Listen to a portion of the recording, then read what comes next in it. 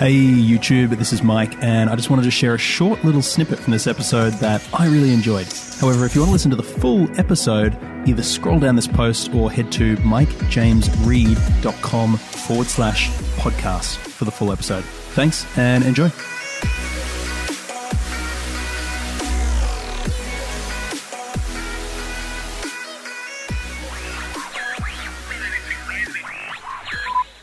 Brandon Clift, welcome to the show.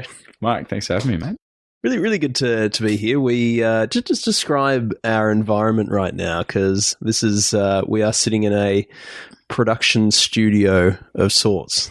I think it's part Google's base / Batcave / man cave / still lives with his parents, and all sandwiched into one. It's a great cozy little room where I do basically 95% of my business and thinking and meditation and eating. So yes, welcome to my cave.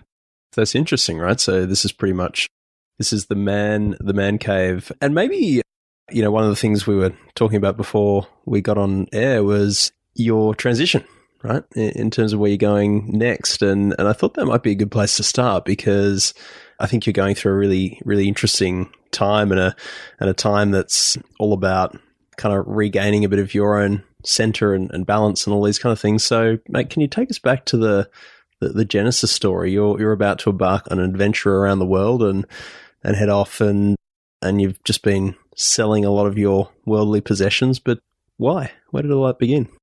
Well, I think I need to first preface the grounds for making this decision, and without getting too intrinsic, you could say, I'd say it was more a case of identifying that there was a deep-rooted dissatisfaction that was beginning to build in me, and being the openly emotional person that I am, I could no longer hide it or fool the people around me that everything was okay.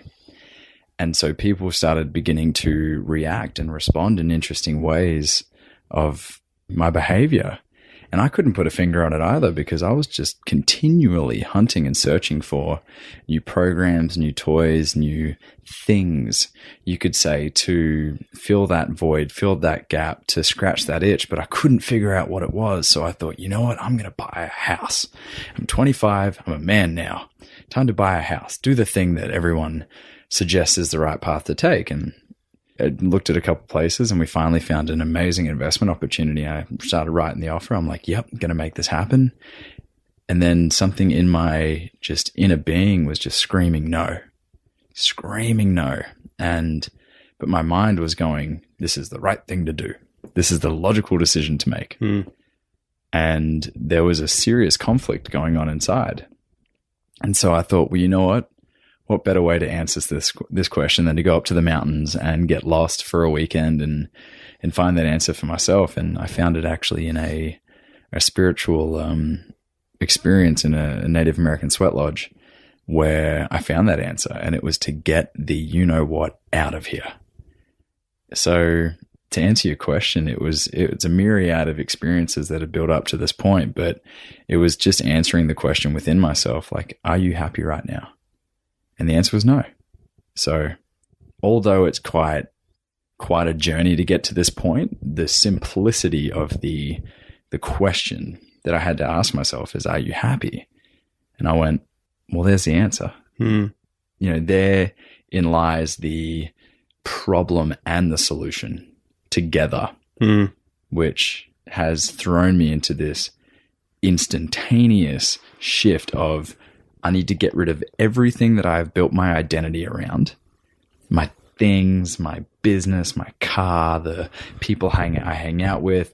Essentially, it was a process of removing these masks, peeling back these layers that I had built myself upon. I mean, my persona on social media, like all of that has just started to fall by the wayside, because I don't think anyone at 25 years of age can truly know where they're at, who they are. It's mainly a case of just guessing more and more, like each year, going, oh man, 25. I knew nothing at 24. 24. I knew nothing at 23. Yeah. And it's just this continual experience where I'm almost trying to remove the rules and remove the expectations and the boundaries that I've created. So, and look, I think that's true for any age, you know, whether it's 25, 30, 35, 40, it's like you're always rewriting the rules. I think it's a really interesting way to look at it. I think it's when you stop rewriting the rules that life just gets stale and stagnant, you know? And so I think that's really, really awesome way to look at it. There's a bunch of things that came up in just that little bit of context and background, which I think's fascinating for me. And I want to start with your experience of, like, what's a Native American sweat lodge? A sweat lodge essentially is created from sticks and branches from the local flora in the land. And the whole idea of it is it's a process that was created by the Native Americans. It's done in many cultures around the world, but this one specifically, we follow a certain ritual. And yeah, what we do is we have what's called an LKS man, or a Lodge Keepers Society man, who is also the water pourer, who conducts the ceremony inside the sweat. And inside this sweat, there's 4 rounds. And each of the rounds is representative of the 4 male archetypes of Carl Jung, Jungian philosophy, which got the lover, the warrior, the magician, and the sovereign. And so each of these 4 rounds represent a part of our lives that we want to connect with and get in touch with. And so this sweat, it gets extremely, like, hotter than your average sauna. It gets extremely hot in there. And they have what's called a spirit fire, which outside the sweat, they have about 20 to 30 rocks that have been sitting in the fire for about 4 hours. And they have to be removed from the fire, brought into the sweat, put in the middle of the teepee, you could say, and then water's poured over them. And so everyone inside that tent just goes through, I can only speak from my experience, goes through just an insane boundary pushing experience. So what sort of temperature would you say it is in there? I believe it gets close to 90 in there. Okay. Yeah, close to 90. It's skin peeling stuff. And how long are you in there for each time? About an hour and a half. An hour and a half round? No, sorry. The round goes for about 15 to 20 minutes. Got it. Wow. I think most saunas would be like 70 degrees type thing, you know, 80 tops. So if they're dry sauna, it can go up to 90, 95, but this is humidity. This is steam. Oh, so this is steam. Yeah. How does the steam get created? By the rocks. By the other water. Got it. With you. Okay. Why do you do that? That's a great question. So I'm naturally someone who's very stuck up in my head. We talk about in the work that I do, the men's work that we do, it's like you either can live in your headspace or your heart space.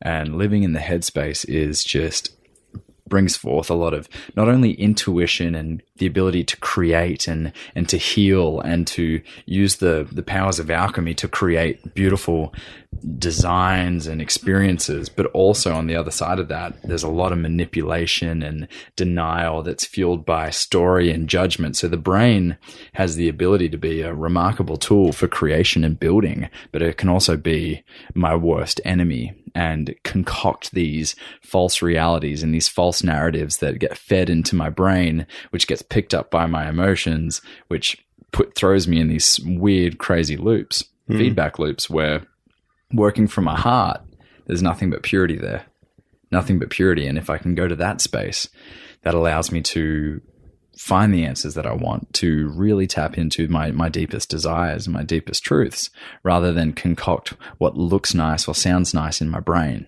So the sweat for me is a way to peel back the layers. Plus, I can barely sit in a bubble bath. I'm not really good with heat.